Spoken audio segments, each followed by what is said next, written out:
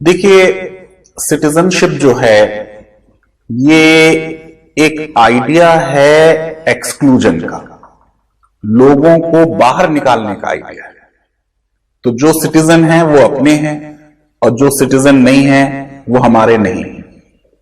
Citizenship जो है वो लोगों के बारे में नहीं है, वो स्टेट के बारे में है, क्योंकि सिटीजनशिप स्टेट और लोगों की जो रिलेशनशिप है उस रिलेशनशिप को दर्शाता है।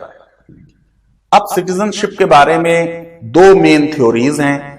एक थ्योरी को कहते हैं जस सोली, यूनिवर्सल थ्योरी है, लिबरल थ्योरी है, कहती है कि जिसने भी किसी एक कंट्री में पैदा हो गया कोई शख्स, उसको उस मुल्क की शहरियत मिलनी चाहिए। अब अमेरिका में देखिए कि जो भी बच्चा अमेरिका में पैदा हो जाता है वो अमेरिकन नेशनल बन जाता है, और भारत के लाखों लाखों लोग ऐसे हैं जो अमेरिका के नेशनल इसी तरह से बन गए कि उनके मां बाप अमेरिका गए और वो बच्चा वहां पैदा हुआ, वो सिटीजन बन गया। दूसरी थ्योरी जो जरा रिग्रेसिव है और रेशियल है, वो बर्थ पे नहीं जाती, बल्कि वो आपका बाप कौन था और आपका दादा कौन था, इस पे सिटीजनशिप डिसाइड करती है। जब हिंदुस्तान का दस्तूर या कॉन्स्टिट्यूशन बना तो आर्टिकल 5 में, एक तो पहली बात हम ये समझ लें कि कॉन्स्टिट्यूशन ने सिटीजन की डेफिनेशन नहीं दी, सिटीजन की तारीफ नहीं की, बल्कि कॉन्स्टिट्यूशन ने यह बताया कि किस किस तरह के सिटीजन होंगे। तो वर्ड सिटीजन की डेफिनेशन कॉन्स्टिट्यूशन में नहीं है। अब कॉन्स्टिट्यूशन में आर्टिकल 5 में सबसे पहले, और ये जो सिटीजनशिप वाला लॉ था कॉन्स्टिट्यूशन में, ये 26 नवंबर 1949 से लागू हो गया, जबकि बाकी कॉन्स्टिट्यूशन जो है वो 26 जनवरी 1950 से लागू होगा।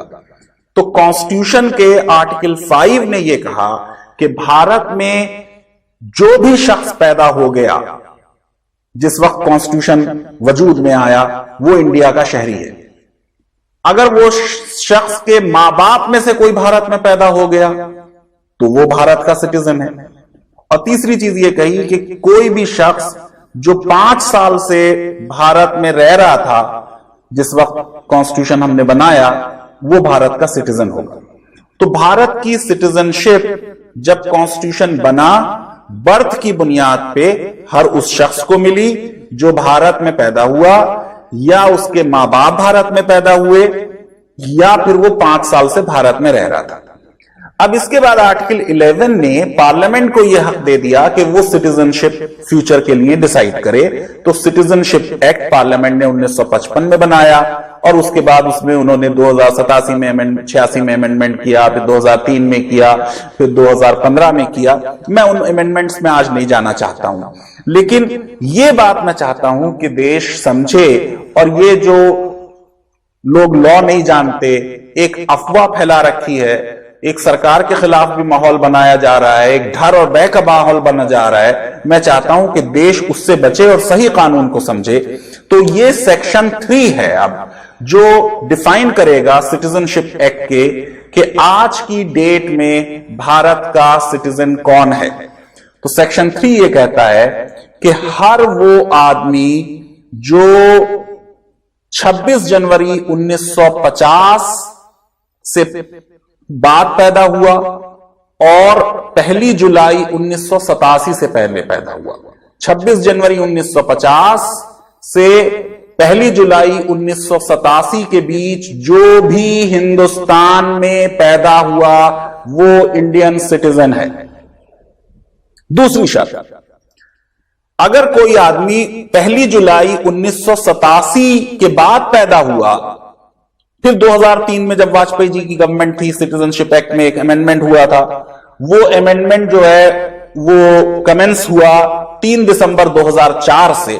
तो यानी कोई भी शख्स जो 1 जुलाई 1987 से 2 दिसंबर 2004 के बीच में पैदा हुआ, वो इंडियन का सिटीजन माना जाएगा अगर उसके मां बाप में से एक भी इंडिया का सिटीजन है।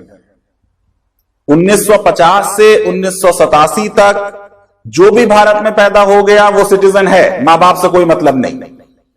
अब 1987 से 2004 तक वो सिटीजन माना जाएगा जो मैंने आपको बताया जस्ट सेंगुइस के मां और बाप और दादा को देख के सिटीजनशिप दी जाएगी। ये देखा जाएगा कि दोनों में से, मां बाप में से एक इंडिया का सिटीजन हो।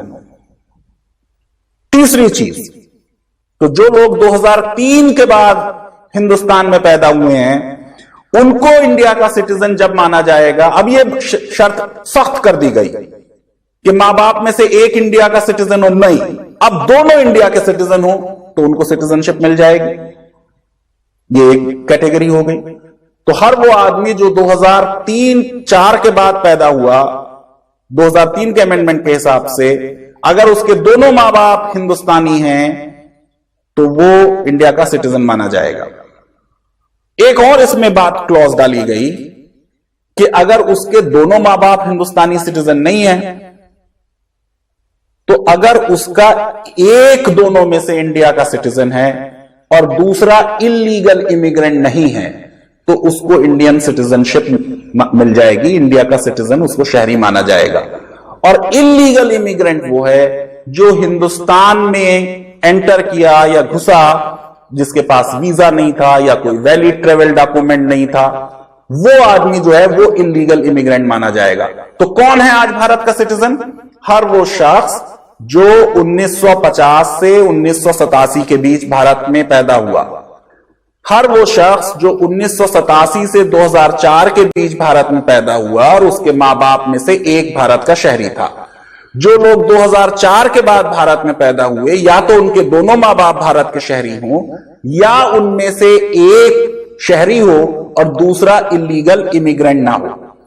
अब रामनाथ कोविंद जी जो हमारे प्रेसिडेंट हैं, इन्होंने जब नई लोकसभा बनी तो 20 जून को उसको एड्रेस किया और उसमें उन्होंने नेशनल पॉपुलेशन रजिस्टर का जिक्र किया। उसके बाद एक नोटिफिकेशन हुआ जिस नोटिफिकेशन में यह बात आई कि साहब नेशनल पॉपुलेशन रजिस्टर बनाया जाएगा 1 अप्रैल 2020 से 30 सितंबर 2020 तक। ये नेशनल पॉपुलेशन रजिस्टर एनआरसी नहीं है। नेशनल पॉपुलेशन रजिस्टर 2003 के अमेंडमेंट के तहत था, 2010 में भी इसमें कुछ कार्रवाई हुई थी। अब उसको दोबारा करने की बात की जा रही है। मैं ये नहीं कह रहा हूं कि इस रजिस्टर के बाद, नेशनल पॉपुलेशन रजिस्टर के बाद नेशनल सिटीजनशिप रजिस्टर नहीं बनेगा, ये मैं नहीं कह रहा हूं, लेकिन दोनों का फर्क समझना चाहिए। नेशनल पॉपुलेशन रजिस्टर रिकॉर्ड है कि कौन आदमी किस जगह रहता है। इसमें नेशनल पॉपुलेशन रजिस्टर में यह देखा जाएगा कि आप क्या जिस जगह पे रह रहे हैं, अगर आप किसी जगह पे 6 महीने से रह रहे हैं, आप वहां रिकॉर्ड कर लिए जाएंगे, या किसी जगह पे आप अगले 6 महीने रहने वाले हैं, वहां रिकॉर्ड कर लिए जाएंगे। लेकिन ये जो नेशनल पॉपुलेशन रजिस्टर अब बनेगा 2020 से 1 अप्रैल 2020 से 30 सितंबर 2020 तक, इसमें डेमोग्राफिक डेटा भी होगा और बायोमेट्रिक डेटा भी होगा। मैं क्योंकि एक लॉ का स्टूडेंट हूं, मैं बायोमेट्रिक डेटा के पर्सनली फेवर में नहीं हूं, क्योंकि बायोमेट्रिक डेटा का मिसयूज होने का चांसेस रहते हैं। दूसरी चीज यह है कि जो कभी अगर नेशनल सिटीजनशिप रजिस्टर बना, यह मुमकिन है कि ये जो पहले पॉपुलेशन रजिस्टर बन जाए, फिर इसके बेसिस पे बाद में नेशनल सिटीजनशिप रजिस्टर बनाया जाए, तो उसमें जो डॉक्यूमेंट्स जरूरी होंगे उसमें ये वाला लॉ जो मैंने आपको बता दिया, अगर जैसे मेरी मदर की सिटीजनशिप का मुद्दा है तो मेरी मदर को 1950 से पहले पैदा हो चुकी थी, तो वो तो कमेंसमेंट ऑफ कॉन्स्टिट्यूशन पे सिटीजनशिप आर्टिकल 5 जो कॉन्स्टिट्यूशन का है उसके तहत उन्हें सिटीजनशिप मिल जाएगी। जो 1950 से 1987 के पहले है, जो भारत में पैदा हो गया, वो सिटीजन है। 87 से 2003 तक उसके मां बाप में से एक सिटीजन होना चाहिए। 2003 के बाद या तो दोनों मां बाप हो या एक मां बाप में से एक इंडियन सिटीजन हो, दूसरा इलीगल इमिग्रेंट ना हो, यह देखा जाएगा। अब इसमें जो रिकॉर्ड देखा जाएगा तो वो रिकॉर्ड जो वहां देखा जा रहा है आसाम में 24 मार्च 1971, वो बन जाएगा अब 30 जून 1987। यानी रिकॉर्ड 71 का अब नहीं देखा जाएगा, ये रिकॉर्ड अब देखा जाएगा 1987 का, जब नेशनल सिटीजनशिप रजिस्टर बनेगा, ना कि नेशनल पॉपुलेशन रजिस्टर। अभी जो आने वाली अप्रैल 2020 में बनने जा रहा है वो पॉपुलेशन रजिस्टर बनने जा रहा है। पर मैं पूरे देश से रिक्वेस्ट करूंगा कि पॉपुलेशन रजिस्टर में अपने नाम को, अपने मोहल्ले वालों के नाम को उसमें दर्ज कराएं। हर मोहल्ले में कोई एनजीओ हो तो वो एनजीओ उसका ऑफिस बना ले। अगर टेंपल्स हैं, चर्चेज हैं, मस्जिदें हैं, उसमें एक कोई ऑफिस बना ले। ये इन्वेस्टमेंट करना चाहिए हमको। और उसमें आपके पास अगर पासपोर्ट है, एलआईसी है, गवर्नमेंट का दिया हुआ कोई लाइसेंस है, आपके पास बोर्ड का कोई सर्टिफिकेट है, यूनिवर्सिटी का सर्टिफिकेट है, आपके पास कोई और लीगली एडमिसिबल डॉक्यूमेंट है, राशन कार्ड है, आधार है, तो ये सारे डॉक्यूमेंट्स जो हैं वो देखे जाएंगे। लेकिन उस वक्त जब वो नेशनल सिटीजनशिप रजिस्टर बनेगा तब बताए जाएंगे असलियत में कौन से डॉक्यूमेंट देखे जाएंगे। लेकिन मेरी पूरे देशवासियों से रिक्वेस्ट है कि सब अपना बर्थ का रिकॉर्ड या प्रॉपर्टी रिकॉर्ड, लैंड रिकॉर्ड, किसी ने भी वोट दिया होगा। अब 1987 पे अगर हम हैं तो लोकसभा इलेक्शन 1984 में हुआ है, तो 1984 वाले इलेक्टर रोल में आपका नाम हो या आपके पेरेंट्स का नाम हो। मैं समझता हूं कि देश को उसमें घबराने की जरूरत नहीं है। जो सिटीजनशिप का लॉ असम में है वो देश से डिफरेंट है। वहां की कट ऑफ डेट 24 मार्च 1971 की मिडनाइट है और यहां पर ये 1 जुलाई वाली, यानी 30 जून और 1 जुलाई वाली जो मिडनाइट होगी 1987 की, वो कट ऑफ होगी।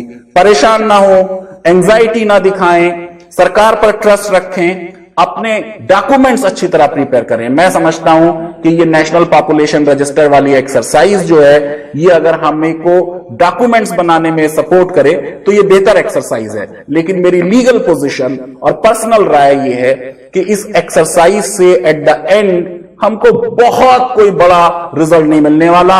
आसाम में हम 1500 करोड़ से ज्यादा खर्च कर चुके हैं, लेकिन हम देख रहे हैं कि कितने हमारे ही सिटीजन एक्सक्लूड हो गए और अब जो बीजेपी सरकार है वो खुद उसमें बैक ट्रैक कर रही है।